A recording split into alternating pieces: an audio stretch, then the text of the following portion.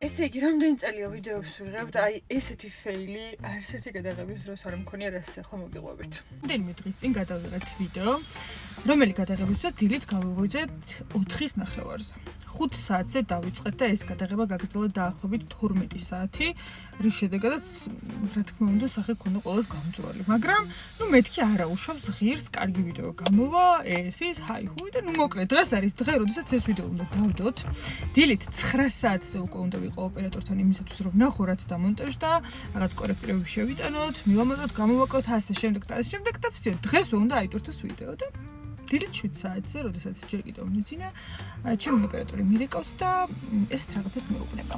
ძალიან გთხოვ, ეხლა გახსენი ჩატი და ნახე ის სკრინი, რაც ჩაგიგდეო და მითხარია, რომ ეს ის არ არის, რაც მე მგონიო და მე არასწორად ვხედავო.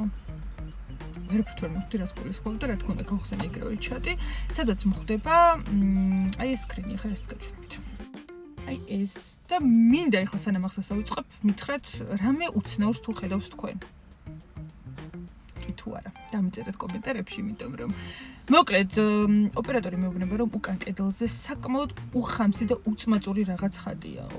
მაგის შემდეგ შევხედე და რაღაცნაირად მეც ვიფიქრე, რომ კი, ნამდვილად უწმაწური რაღაც ხატია. ოღონდ ყველაზე საოცარი ის არის, რომ ეს არც ერთს არ შეგუმჩნევია. იქ ყოფნის პერიოდში და თან მინდა იცოდეთ, რომ ანუ ეს რაღაცა პატარა ეპიზოდი კი არ არის, აი ამ ვიდეოს, არა, ვიდეოს ყველაზე დიდი ეპიზოდი გადაღებულია აი ამ ადგილას და აბსოლუტურად ყველა რაკურსიდან ჩანს აი ეს ნახატი. მოკლედ მე დავიწყეთ ახლობლად მეგობრებში მოკითხვა, აბა ვინ რას ხედავდა ამ ფოტოზე.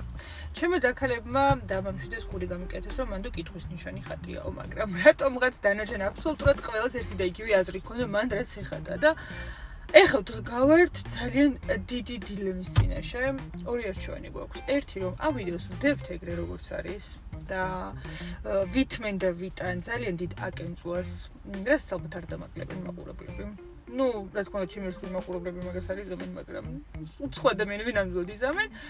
ან მივდივართ ამ ყველაფერს თავიდან ვიღებთ, რაც ვერ აღგიწერთ, რამხელა რესურსთან არის დაკავშირებული.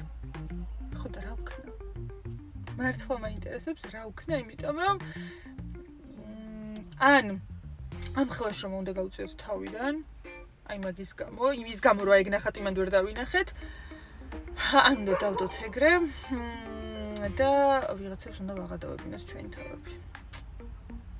ეს რაღაც გვხვდება.